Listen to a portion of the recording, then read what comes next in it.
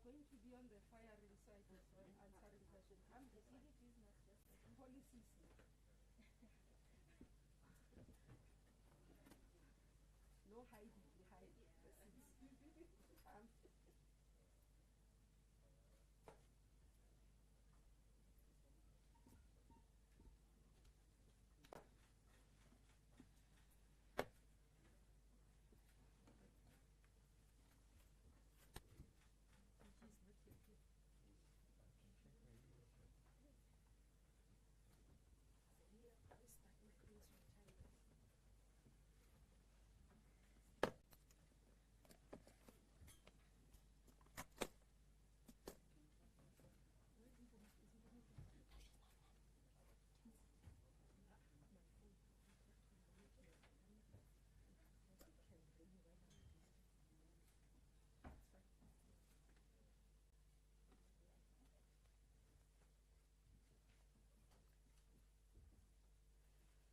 Okay, guys, if we're ready to go, we can proceed. We fine? Okay. Okay, good morning, ladies and gentlemen. Welcome to our media briefing, Human Settlements media briefing, where our minister is going to be outlining some policy updates, and we are going to be going through some broad issue relating to the portfolio and other developments, obviously, to entities. My name is Flengiwe Ndabati Mukuta. I am the spokesperson to the Minister of Human Settlements. She's joining us today leading this briefing. Her name, well, you must know her by now. I think there's no introduction that is needed, but her name is Mamuluko Kubai.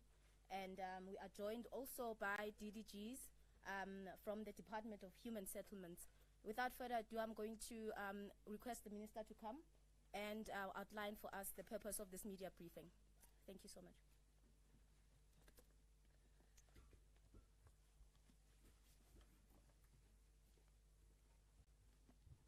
Thank you very much, Hlengiwe. Good morning, ladies and gentlemen, members of the media, South Africans at large. I would like to welcome you to this and thank you for joining us for this media briefing. It's one of those milestones that as Human Settlements portfolio that we're looking forward to. I am joined by, as Hlengiwe said, the leadership of the department that is going to help me as we deal with the issues that are here. Joining me is the Director General of the department, the DDGs of the department, for this media briefing. After our visit to all 9 provinces wherein we were able to engage with leaders in the provinces and visited projects and listened to beneficiaries, we reflected on our findings and analyzed the housing delivery system value chain as a whole. We've heard the cries of potential beneficiaries who are still waiting for their houses, the cries of children whose circumstances have dedicated that they should be the heads of their families, and the cries of the elderly who have nowhere else to turn but to rely on their government. We also took time to engage and consult various stakeholders within the human settlements sector. Armed with the analysis and the first-hand experience of many of the challenges society is facing, we decided to prioritize various areas that I will be outlining today. And I must indicate that this is work that is continuing. This is work that we have been laid in terms of the foundation over years, and that's why we are able to reach some of these milestones today. I must hasten to say that it's not resolving all the challenges, it's not answering all the questions, but we are making progress towards achieving our objectives. Part of what we have prioritized for the following financial year, which starts from the 1st of April, is unblocking of blocked projects, elimination of asbestos roof across the country in terms of the provinces, where there will be prioritization of this in dealing, because we understand the impact in terms of the health implications, increase the pace of provision of title deeds to rightful property owners, prioritizing especially the pre-1994 stock, but ensuring that we don't have a backlog going forward. Eliminating mud houses, especially in rural areas, as we prioritize especially the elderly and child-headed households. Digitization of the beneficiary list to make it more reliable, transparent, easily accessible, and avoid fraud and corruption. I am pleased that working together with my colleagues in provinces through MINMEC, which is our intergovernmental forum, has endorsed these priorities that I'm outlining today. In addition to the above-mentioned priorities, we also came to the conclusion that to fast-track service delivery across the country and to respond to the challenges observed in the sector during the ministerial visits, we need to develop a structure in the form of Human Settlements War Room. Amongst other things, the War Room will do the following: coordinate efforts, monitor and fast-track the implementation of diverse projects across provinces, the provision of detailed analysis and support in the implementation of human settlement development grants, provide project tracking tools on all projects to monitor and to report to the War Room, identify strategic partners that could assist to unblock challenges, create an enabling environment for corporate governance in line with Intergovernmental Relations Act. We are pleased that Mr. Dan Kobachev Matsitisho, the former DG of the Department of Corporate Governance and Traditional Affairs, has already accepted our invitation to lead the War Room and will be joining us and will also look at other specialists with the skills that we are looking for to be able to assist us in this process. The changes I'm about to present, ladies and gentlemen, were formulated within the context of continuous improvement in the delivery of the department's mandate and come into effect from the 1st of April 2022. I will begin with the changes we have effected on the grant funding.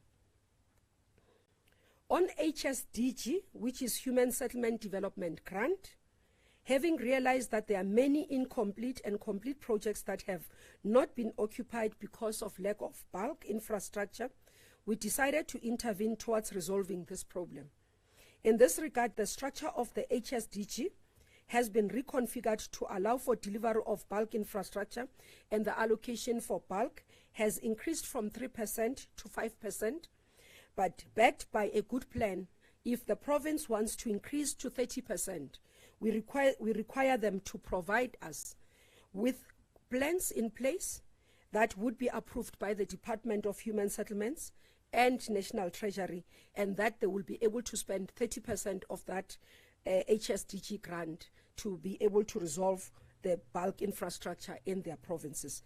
This will be specifically for non-metro municipalities in terms of the implementation. In the financial year 2022 and 2023, we will start implementing front-loading in 2 provinces, which is Northern Cape and the Eastern Cape under the Infrastructure Fund, which will allow us to significantly increase the scale of housing delivery in a short space of time. This means that these provinces can start implementing their plans, utilizing the budget of the next 2 financial years as announced by the Minister of Finance during his budget speech. On social housing, since the last adjustment of the qualification criteria in 2018, tenants are struggling to pay their rentals due to inflation and substantial increases in utility costs. We have revised the bands of household earning from revised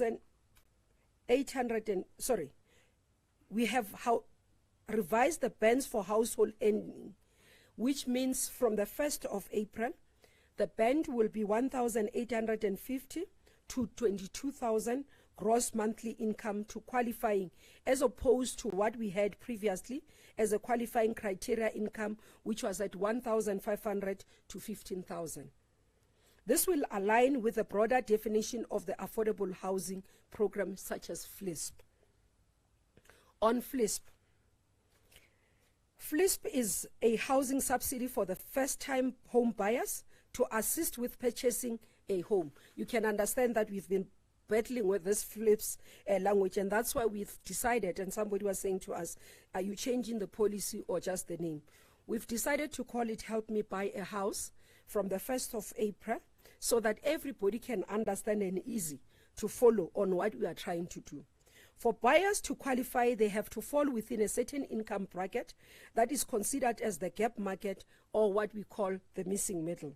So far, the program has not achieved intended policy objectives for a number of reasons.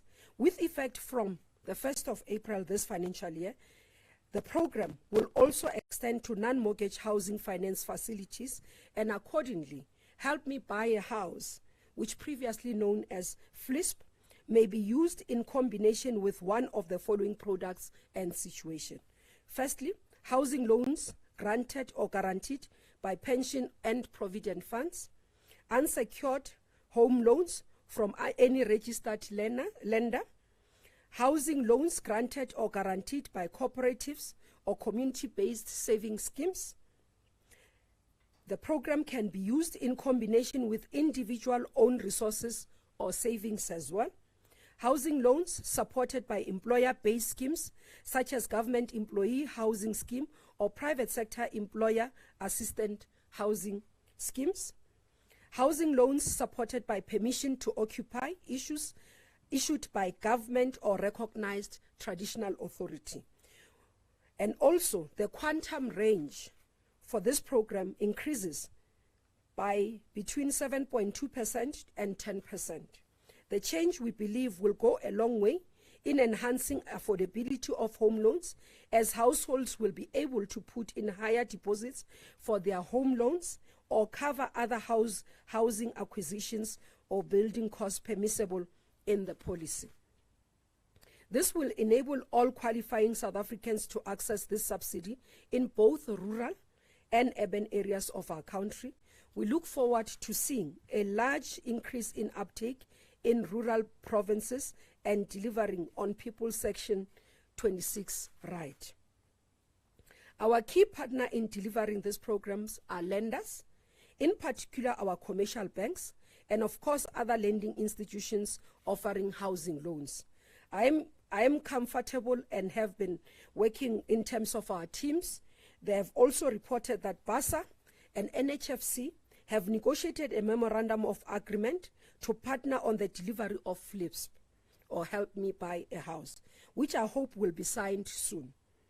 I'm happy before that today we are confirming that the revised policy has been approved as well by all our provinces in terms through our collaboration and working together through MINMEC. So therefore, what does this mean? This means that we are going to receive confirmation that banks and other lenders are going to work with us in terms of partnership, and the lead institution in this will be the NHFC, or has been the NHFC, and will continue to improve into that. And I'll come into details how we are going to work and ensure that NHFC is fit to be able to achieve what we have outlined. And also, what we are comfortable and happy about is the signing of the Memorandum of Agreement between NHFC and DPSA that will ensure that government employees as well are assisted in accessing this work, this grant or support that we have in terms of their implementation as I outlined earlier on. Moving on to subsidy quantum. This is the amount we are spending. For those who do not know, when we talk about subsidy quantum, this is how much we are allocating for those who are in construction to know that this is what building a house or a social house or even providing a subsidy it will cost. You may be aware that the current subsidy quantum has not been changed since 2018.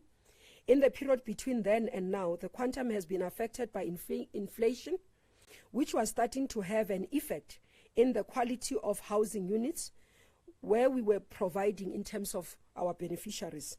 So as agreed, because we would want to ensure the quality is not compromised, but also the contractors don't leave side because it's no longer profitable for them to continue to building for us as a sector. As agreed together with our MECs in MINMEC, we have introduced changes that will come into effect in the financial year 2022-2023, which means that from the 1st of April 2022, our housing programs will cost as follows. For a BNG, which people call RDP services and top structure, is moving to 196,887,000. Houses for persons with disabilities, you'd understand that this quantum has to be higher because the specifications have to be suitable for a person with disabilities. This goes to 209,071,000. Military veterans houses, it's all around 240,000. And then for the FLISP market, it's around 147,000. Social housing moves to 187,000. We believe that with these amendments, we will be able to accelerate housing delivery and avoid projects being abandoned. We call on our implementing agents, including contractors and developers, to deliver quality services, quality houses, on time and within budget. On disaster areas, a number of areas around the country or communities have been affected by natural disasters, such as floods, thunderstorms, and fires. In most cases, those who are affected require alternative shelter immediately, and others want to repair the damages to their houses as soon as possible. In analyzing our response time and the adequacy of the responses to affected areas, we found that our system had many shortcomings, which included inflexible funds allocation, which then leads to shortage of funds to cover the disaster victims in totality, and long response time, which worsens the status of the victims. You'd understand that when a disaster happens, the people becomes homeless at that time. And that's why our response time is critical as human settlements. We introduced a number of new directives applicable to provincial departments and municipalities so that we change the manner of intervention in disaster areas. These directives include 24-hour turnaround period for the assessment of the disaster and fast-tracking of repairs through a voucher system. I must hasten to say that we do not wait for the area to be declared a disaster by COGTA, because when a disaster happens, it's a flood, roofs are gone, people are on the streets. So our intervention allows for us to go immediately and look at the areas and make the intervention, because sometimes you find the misunderstanding that you need to wait for COGTA to declare a disaster in that area. For human settlements allocations, we do not need that.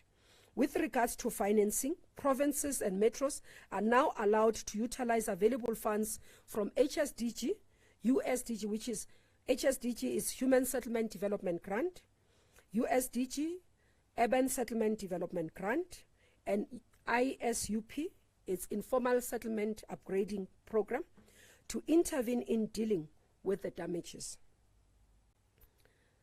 Moving to the entities of the portfolio. When I arrived in the portfolio, I made an undertaking that I will immediately put effort in the stabilization of our entities under the human settlements portfolio. I am pleased to report that we have already, as we previously announced, appointed 5 boards, which is HDA, SHRA, Social Housing Regulatory Authority, CSOS, PPRA, and HBRC, as previously announced. Today, I am happy to announce that Cabinet this week approved our board, which is NHFC, which we will be announcing in our AGM on Tuesday. And the following people becomes what we will, on behalf of the shareholder, present at the AGM as board members. Mr. Luthando Vuthula as the chairperson of NHFC. NHFC is National Housing Finance Corporation. This is the entity that we are looking for it to become. We are in a transition to becoming a human settlement bank. Mr. Vuthula has experience in housing development and financing, has worked in terms of this sector, but also both in public and private sector.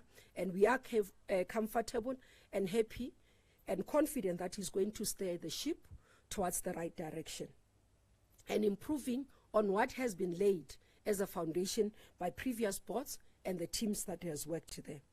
Mr. Tembikosi Bonakele as a board member, Ms. Pilisiwe Mtetwa as a board member, Mr. Velile Dube as a board member, Ms. Aisha Sidat as a board member, Ms. Tepiso Gobile as a board member, Mr. Paul Higa as a board member, Mr. Tulani Mabaso as a board member, Mr. Kadi Palisa, Ms. Kadi Palisa as a board member, Ms. Tembisile Triliza as a board member, Ms. Sitati Bolimpopo as a board member. I'm well aware that the appointment of boards does not automatically bring stability to the entities. However, it is an important step to the right direction. I take this opportunity to thank the outgoing board for all their work, contribution, dedication, and sacrifice that they've made over the years in ensuring that we build the foundations that we have at NHFC, and wish them well in their future endeavors. I have over time, as well as we talk about the issues of the entities, understood that we have to ensure that there's corporate governance and compliance with good governance protocols. And that's why the appointment of the boards are a very critical step towards ensuring that we have effectively functioning of entities, but accountability that can be done, and the separation between what the accounting authorities and the executive authority is able to take as a responsibility and account to the nation. One of the areas that remains a sore point for me is the vacancies that exist within these entities in terms of executive level and other technical skills that are required. And this is one of the areas that I've requested the boards to focus on and ensure that they fast track the appointment of those executives and appoint especially senior leaders in this. And I'm looking forward to seeing the board making sure that they reach these objectives as soon as possible, as in yesterday, because without leadership that is able to take responsibility, that is able to account, we will not be able to achieve the objectives that we want. One of the others that I've asked is to ensure that the entities in terms of their boards ensure that we have the structures, organizational structures that are suitable to achieving the objectives, are fit for purpose, and with the right technical skills that will assist us to be able to reach our objectives, but maximum of our potential as a sector. Due to long periods of poor leadership and instability in some of these entities, unfortunately, a disruptive culture has germinated within some of these entities. I'm speaking of a culture of rumor-mongering, a culture of fictitious grievances, a culture of media leaks, and substantiated and frivolous whistleblowing that has taken the root cause of this portfolio. I'm a firm believer that we must deal decisively with wrongdoing and corruption. However, channels for exposing such should not be abused for agendas that have nothing to do with fighting wrongdoing and corruption. Since arriving in this portfolio, I have been bombarded with allegations and counter-allegations of corruption, which are then leaked to the media. What is common about these allegations is that no evidence in most of these things is provided to substantiate and guarantee or even afford me as the executive authority an opportunity to respond to or institute processes. And yet I have to spend more hours going through media inquiries, going through these allegations, going through these documents without supporting evidence. In one incident just to share, I received same questions that I had to respond to from 7 journalists. You can imagine the amount of time that you have to verify from 7 journalists at a go in one day these questions, and then at the end you realize they are all the same. And all this, I'm saying, not negating the importance of the media role in assisting us to protect our democracy, to fight corruption, because over years we've seen how media has been able to assist us in fighting corruption and blowing the whistle in where wrongdoings have been done. I want to appeal to my media colleagues to, at least when sources give you information, try and get just basic evidence of it so that we are able to help each other as partners in fighting corruption to be able to have fruitful and productive working environment. The stabilization effort has also been made difficult by the existence of well-entrenched patronage and corruption networks that are putting up a huge fight against the stabilization effort. This comes across as you try and put systems in place.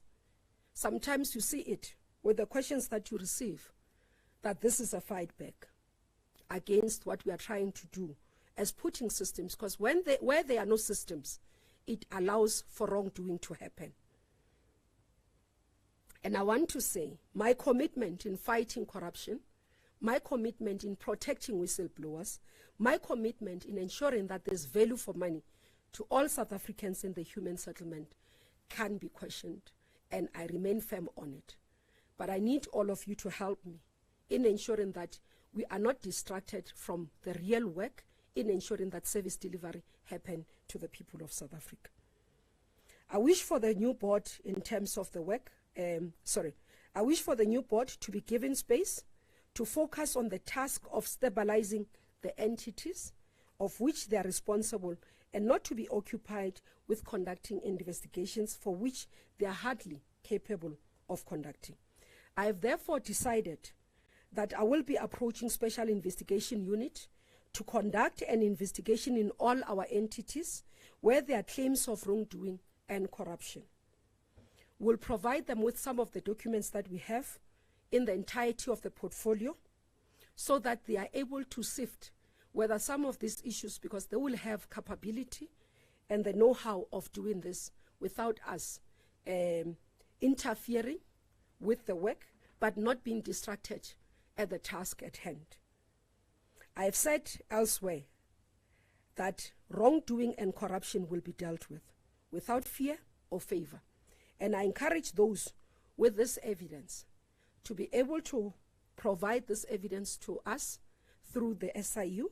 As I said, I will be engaging, I have started engaging Advocate Mutiba to do a preliminary assessment whether some of these things warrant. As you know, the process with SIU, they will do an assessment, put together a report, and submit to the president for a proclamation. So you don't start with a proclamation. You start with preliminary assessment, because as I'm saying, some of the documents that we receive, some of this information that we receive do not have any supporting evidence, and we have no capacity to determine whether this is correct, this is right, this is information that is valid or not, and they will be able to assist us in that. So that's why I'm encouraging those South Africans that have the information, those employees that say they have information, provide us with that information through SIU so that we can be able to get this done, over and done with, and we protect the funds, we protect the integrity of the state, and we protect our work, but allow us to be able to focus in delivering human settlements priorities. In conclusion, we are a government that cares and committed to restoring the dignity of the people through the provision of sustainable human settlements. We are doing all of this knowing very well that we'll still have so much work to do for security and comfort to be realized by all. Our commitment to those that have been waiting for their houses is that we shall deliver on our houses. Please be patient with us as we fix the problems where you have identified them, as we deal with the feedback that you have given us. Each day we have objectives, we have a target, we have a team that is dedicated in human settlements to ensuring that work is done, that targets are met, that we respond to what you have called us to do in serving you as a nation. Thank you very much.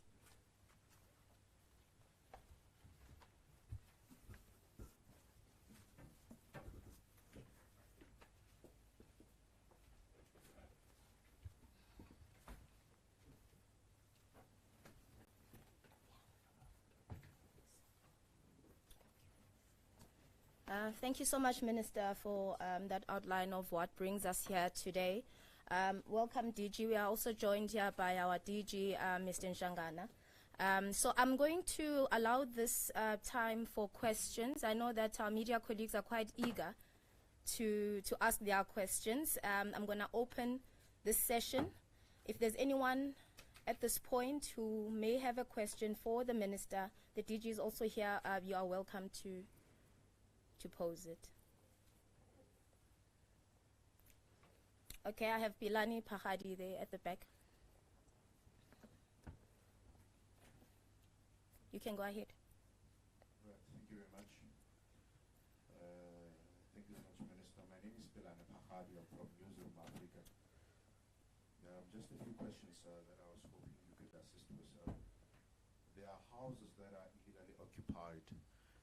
Not far from here, there's Olivenhout Bosch, where thousands of houses you've built or your department has built are illegally occupied, and it's been almost 5 years now. In areas like that where rightful beneficiaries are yet to move into their homes, long-waited homes, some of them having those papers all the way from 1996, from 1996 and 1998, is there something that your department will do to try and rectify that along with law enforcement? Secondly, there's the issue and the phenomenon of the selling of RDP houses, and I'm sure it remains a concern. Just a comment on that. And in your statement, you are mentioning that the media colleagues, our colleagues, some of them allegedly being used in the fight back against allegations upon allegations. The SANEF, among other bodies, don't you think it's also an important thing to have SANEF to intervene if you feel that you have same questions from several journalists? I'm sure it should be a concern, and therefore you might want to not have just allegations as well and put them on camera. You will want to act on it. And lastly, you remain with an ambitious target, looking at the whole world, where you still provide free housing for the destitute. With the tightening budgets across the spectrum, do you think you'll be able to execute your mandate as we come out economically from the impacts of COVID-19 and what is happening in Russia and Ukraine? Thank you. Thank you so much, Bilani. Is there anyone else? I'll take another one. Okay, and we have Junior from City Press.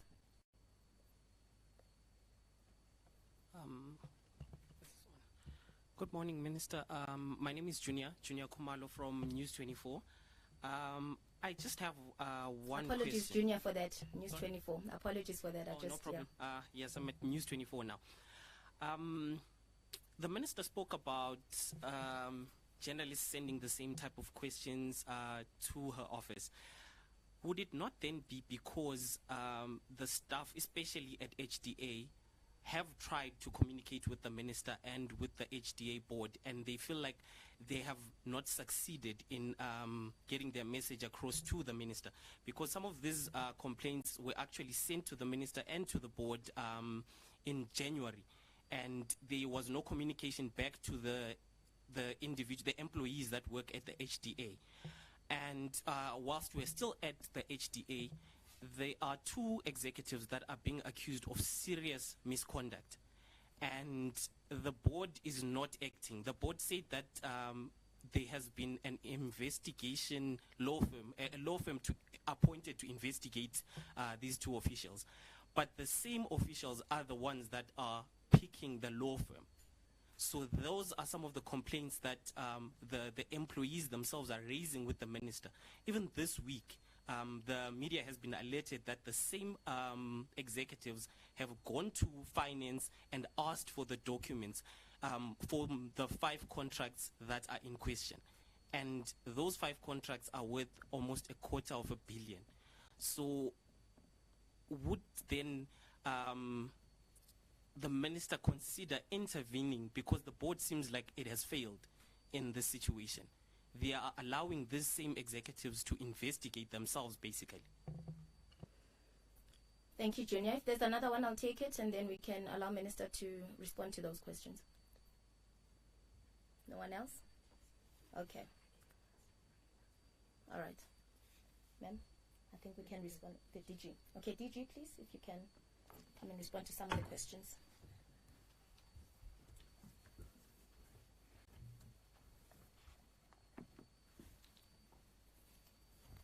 Thank you very much, Pilani, for the question. It's an important question. Phil, I think there's about 4 questions that you've raised. The first one is about Oliver, the illegal invasions in Oliver. We have been dealing with the housing challenges in Oliver for some time now. You will recall that one of the mega projects that we launched in 2005 up to 2008 was in Oliver. There is a massive demand for housing in Oliver, and the challenge that we have is the availability of land. Illegal invasions, in fact, the area of the unauthorized, the language that the courts are asking us to use lately, is not to use the word illegal invasions, it's unauthorized occupations. But that area is clearly regulated by the illegal, what we call the PI Act, the Prevention of the Illegal Eviction Act, which simply means in our day language that if people have invaded the land or they have invaded houses, it doesn't mean that the state must evict them illegally. That's a simple explanation of the PI Act. I guess we have challenges there together with the municipality of Tshwane, because Tshwane has been managing this part for some time now, and I think they went to court to evict some people, but we're dealing with evictions after evictions. I guess part of the problem is what Minister has touched on earlier in her presentation about making sure that we manage the process of the allocation of houses to beneficiaries. I think there's a mistake that we made in the sector as early as 2008 of delinking housing construction from the allocation of houses. We used to approve the beneficiaries first before we approve the allocation of houses.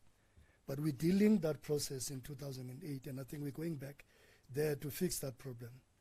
Minister has talked in a number of platforms about digitization of the beneficiary list, because if you go to various provinces and to various municipalities, you will notice that we don't have an automated beneficiary management list, which is where the problem starts, because in some cases people are jumping the queue. They get into these houses because they want to jump the queue.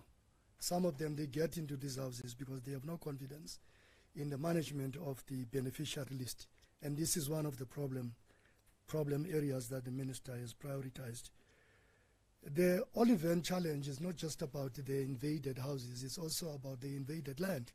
There's land that has been invaded, there's informal settlements in that area. So the housing challenges in Oliven is not just about invasions, it's also about the availability of land. And together with the municipality of Tshwane, we're trying to manage that challenge of Oliven. The second question was about the selling of the RDP houses. Let's make it very clear that in the Act is very specific about this.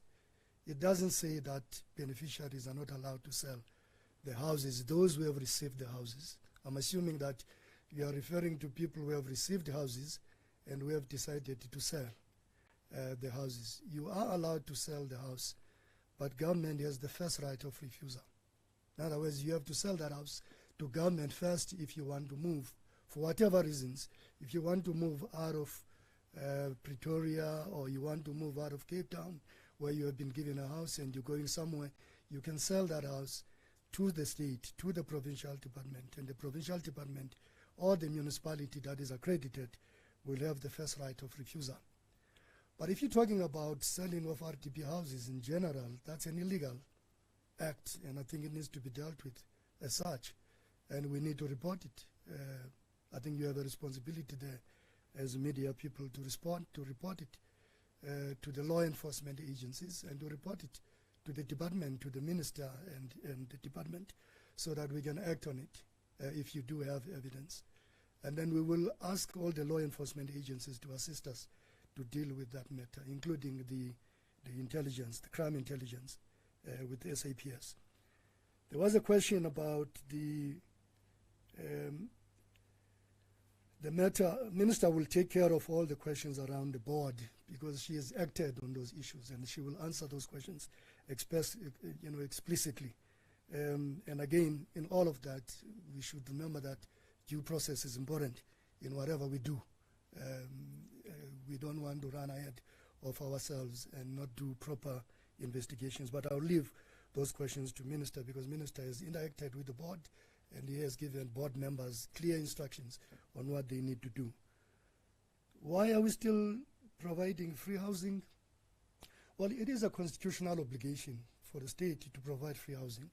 We're not doing it because we want to do it. Even the ruling party is very clear on how we provide this free housing. We provide it to the indigent, and it's defined clearly that we provide it to the indigent, to children-headed households, people living with disabilities, and elderly people. So we're not providing free house to everyone. We're providing free housing to those who are in need. And again, you quite clear, you're correct. Most countries do not provide free housing. South Africa put it in the Constitution. I think Section 26 of the Constitution is very clear about this item, that we provide housing, to adequate housing to those who are in need. But there is a limitation clause there. If you read that chapter, that clause in the Constitution, there is a limitation there that says that this is a progressive realization. It's not an open right that you give it to everyone. So you have to realize it based on your plans, based on your budget, based on your resources. So you have to plan for it. For it's a progressive realization of that right. It's not a right that has no limitations. So we will continue to provide free housing to the destitute, to elderly people, based on our budget. But I'm sure you would have noticed by now that the state has changed tact in terms of how we realize that right. We provide basic services in informal settlements. Minister has talked about the informal settlements upgrading grant. We also provide service sites to households, because the majority of South Africans, they know how to build houses for themselves. The only part that they may be struggling with is how to provide bulk infrastructure, bulk sewer, which is why in Minister's earlier comment, she touched on how we assist municipalities to provide bulk infrastructure. We made some changes in the Human Settlements Development Grant, HSDG, so that we allow those municipalities that do not receive USDG, which is the Urban Settlements Development Grant, to use a portion of that budget, of that grant, for bulk infrastructure, because we don't want to build houses without services.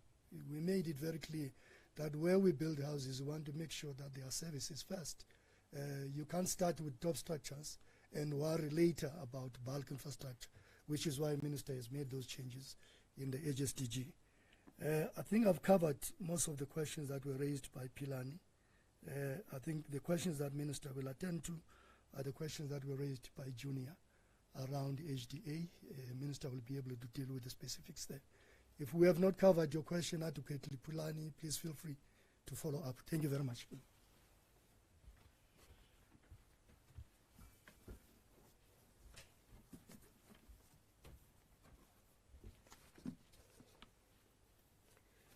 Thank you very much, DG. Let me start with what Pilani has raised around possibly approaching SANEF. At this point, I had not thought that is important. That's why I just made a public plea. As I said, we are intervening in getting fuller of this, but cautioning that let's be cautious as we work. In my role as minister in previous portfolios, I've had interaction with SANEF, and where necessary, we'll definitely do so that they can assist us in that. And as I emphasize, Pilani, I do believe that the media has a significant role to play to assist us, because some of this information, yes, will not come to me directly, will go to you.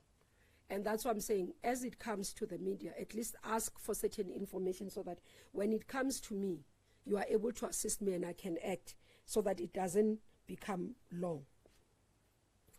Junior, on the issues around HDA specifically, or the issue that we have, let me just say, arriving in the portfolio since last year,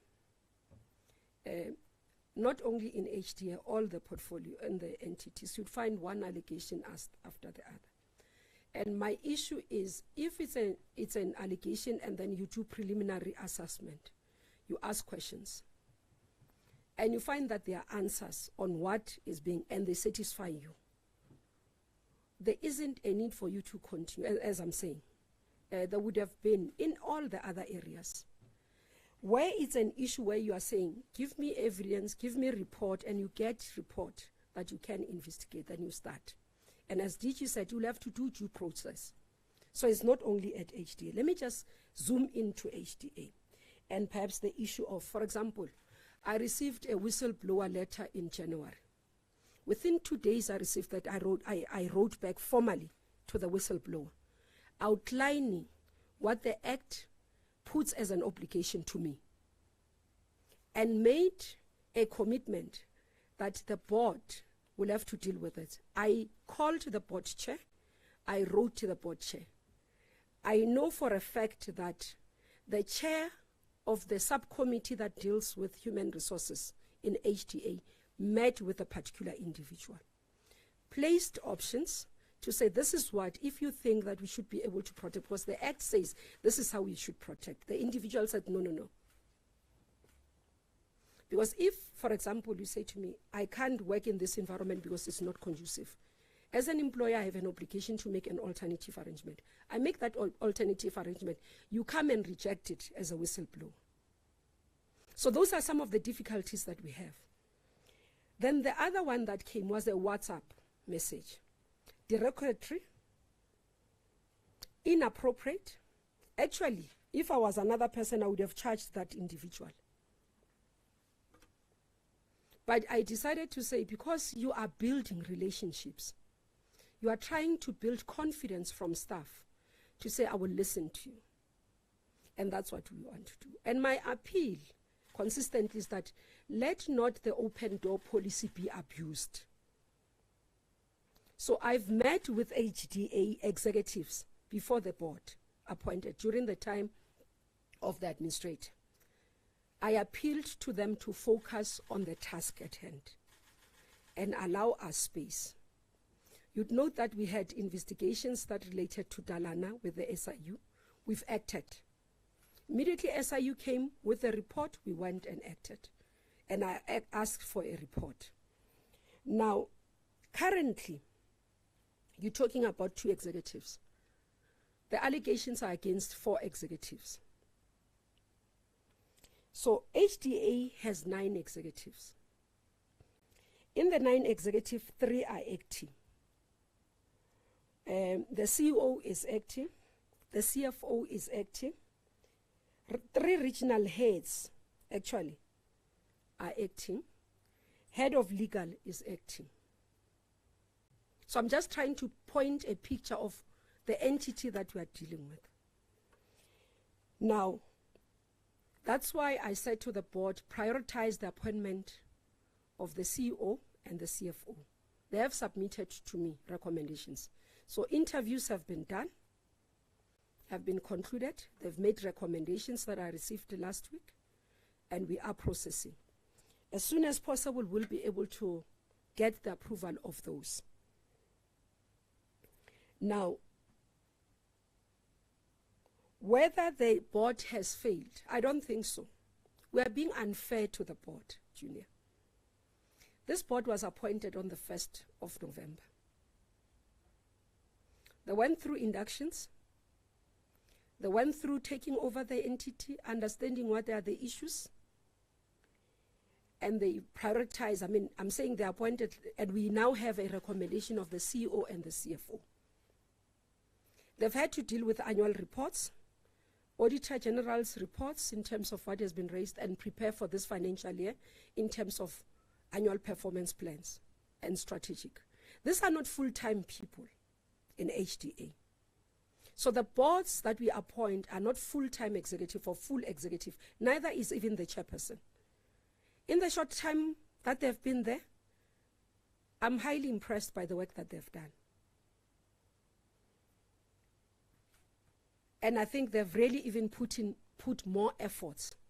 Because I asked them to say, I know you are not full-time, but in the first 2 months, please give more attention to HDA, and I believe they've done so.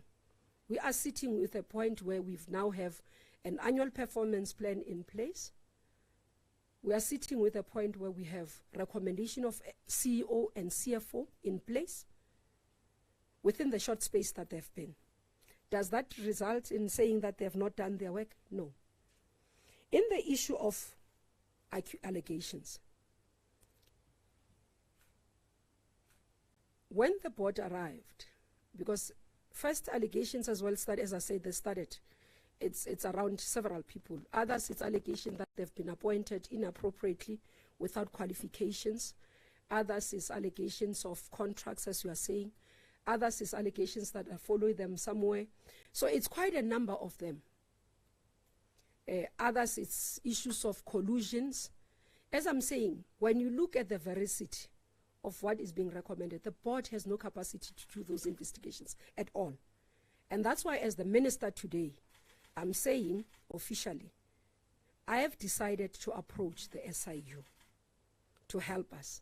Because if it's an allegation to say when people are doing this, there's collusion between the two parties and the contractors and this, I, nor the department, nor the entity board has capacity to do that. It needs special teams that are experienced in this to check whether indeed they will go to the bank accounts of the people to check money flow. They will check the tracing of those companies.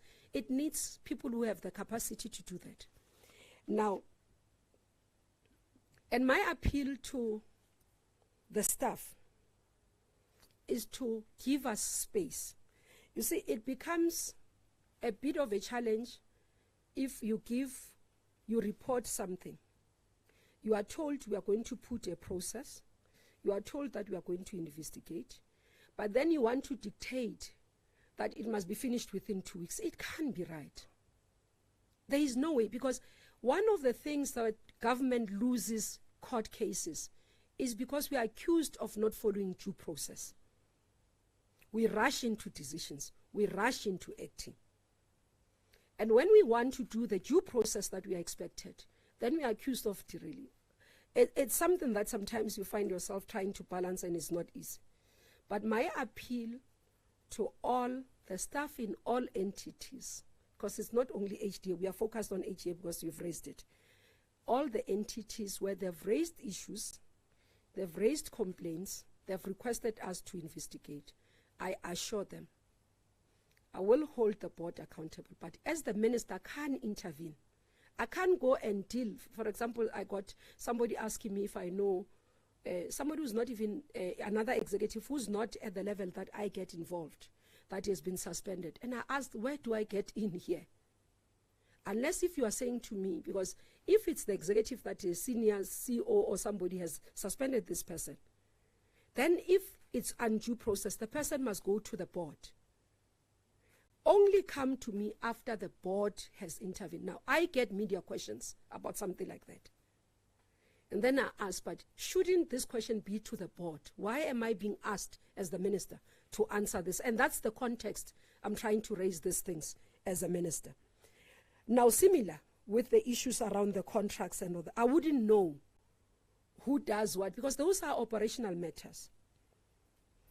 But the board, when I interacted with the board, they've said to me, Minister, we've looked at everything. We've received most of these allegations at HDA. We've set up a meeting specifically to zoom into these issues. But I said to them, because now there seem to be even, because that seemed to start suggesting that the employees, because they are not happy with the pace, they are starting not to be comfortable. You can imagine with SIU, they are going to complain again. Because there is no way even SIU can give them the answers within a month. There is no way. Look at all the traces of the investigations. They don't happen within a month because it's due process. So the board has taken a decision to say, in light of some of these issues, and I think the issue around appointment of this issue, in terms of work that has been done, in terms of the issues around, what is it called? The board being able to do its work. The board has also even put, as I said, put in place the work. They've reviewed how they do their ethics systems. And remember, the board as well, when they arrive into the portfolio, they have to operate within the policies that exist. Because if they do operate outside, then they are also as well violating corporate governance. What we have agreed with Dr. Rachitanga was that can they assess if the policies and what is in place currently is sufficient. Where there's a need of enhancement, they need to do that. So that going forward, you don't have a situation whereby staff members feel that the mechanisms in place are not sufficient. And that work hasn't been done. I'm informed that they're meeting on the 4th of April as Social and Ethics Committee to look at the work around that, and they will be able to deal with that. So those are some of the things that we are dealing with. Now, that's what is important for us to be able to. I wouldn't want to hear saying that the board must suspend CEO and CFO or anyone that is being alleged. I would be breaching corporate governance. But actually it will be unfair to the individuals, because you must be on the basis of evidence before you make that determination. You don't just wake up because there's an allegation, you suspend someone. You'll go to court, you lose. And today courts are finding us personally liable. So you must be able to say, is there evidence of this? If there is, then you can take action. And I think let's allow the board to do its work. I have full confidence in the board that we've appointed in terms of being able to assist me to deal with what we need to do in the portfolio. Thank you.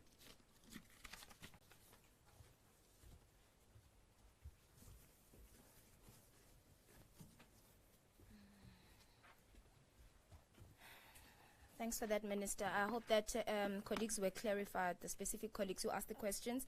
I'm going to ask, do we have questions there, Ignatius?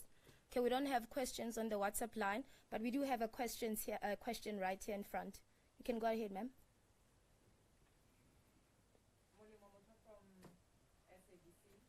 Minister, the other issue is that of the 64 million rand project, the Mamelodi project, which was aimed which was meant to alleviate the challenges of COVID in 2020 for the hostel dwellers. The situation is still the same. The houses are still not fully occupied, and some are even worn out because apparently they were built on a wetland. Has this been brought to your attention? Is there anything that is being done to address the situation? Have people been held accountable, because seemingly corruption played a major role in the whole project? Okay. Would that be it? I'm going to allow the DG to respond to that, and then I think we will come to a close after that. Okay, I'm going to allow DG to answer that.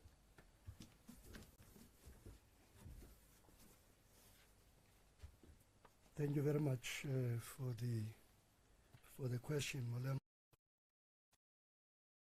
Important question.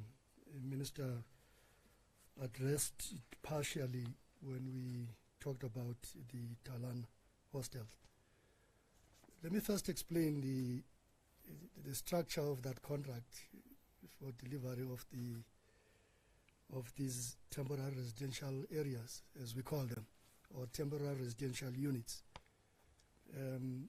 What happened here is that Swane Metro entered into an agreement with the Housing Development Agency for the Housing Development Agency to be an implementing agent. So HDA was an implementing agent, HDA appointed the service provider after they entered into an agreement with the city of Tshwane to deliver on that on those TRUs. And the TRUs were delivered during the pandemic, during the lockdown, and the intention was to try and make sure that we deal with overcrowding in the hostels. Now, one of the things that we have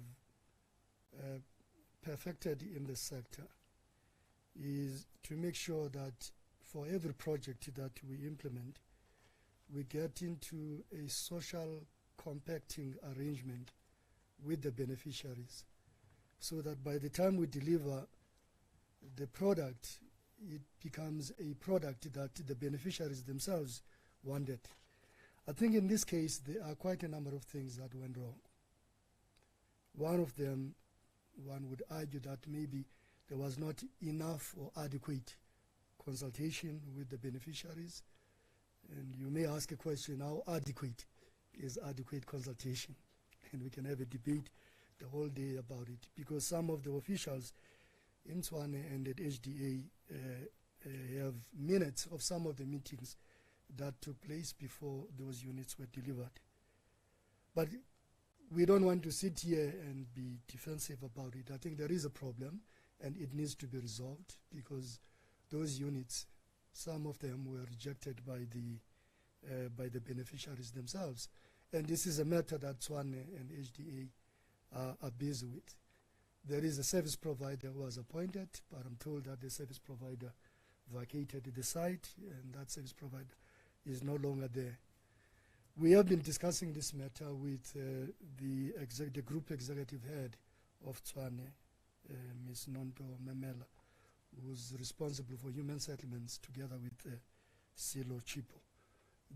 We do have details about what needs to be done at this stage and the engagements that have to happen with the communities. It's not only there, and these are issues that we were grappling with during COVID. We experienced a similar challenge in Harrismith, in Maluti Apofong. We had a similar challenge in Zanin. We've dealt with it. In some cases, consequence management has been executed by HDA. Earlier, there was a specific question about HDA. I think it's important to state here that some of the officials were involved in irregular activities at HDA were suspended, and others resigned, and others were, the investigation is still going on. So it would not be true to say that nothing is being done.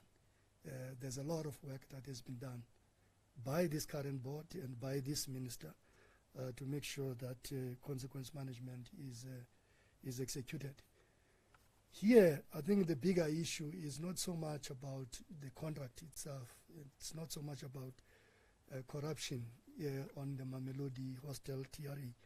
I think the main issue is about the nature of the contract itself. And I think part of the problem in that contract as well was not following the norms and standards for the TREs. We do have norms and standards for the provision of TREs.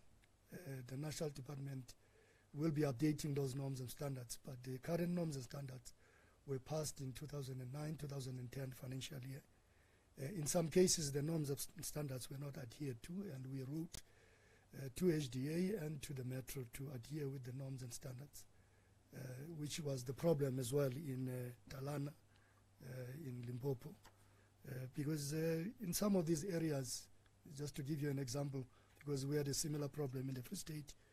If you know Harrismith, it's very cold in winter and it's very hot in summer. And we never wanted to provide zinc or zinc material. There's regulated material which has a good thermal effect. Thermal means the structure adapts according to the weather. When it's hot outside, that structure is cool inside.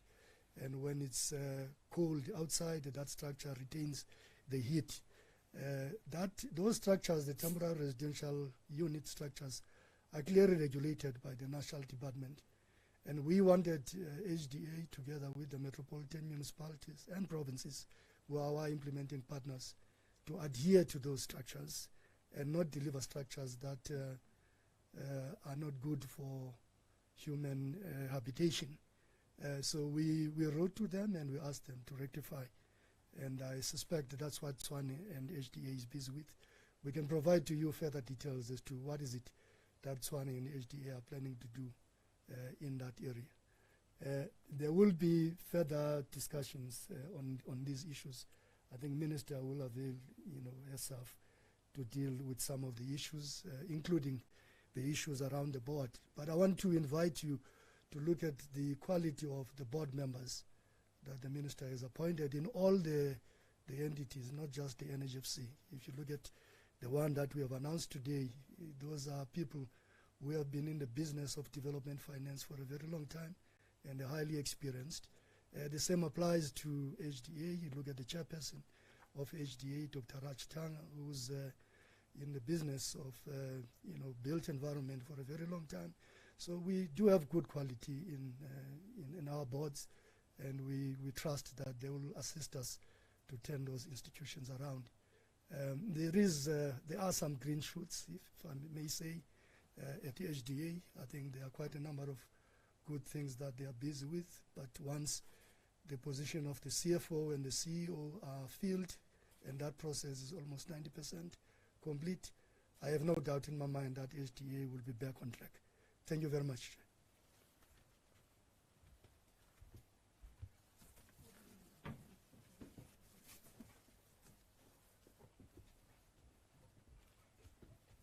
Thank you so much, DG, for that. Colleagues, if there's no other questions, we are going to bring this media briefing to a close because it is actually 10:05. We're supposed to conclude at 10. So without wasting any more time, thank you so much for everybody who's come through today. And thank you to DG's minister. Thank you so much. Colleagues, have a safe trip home. Bye-bye.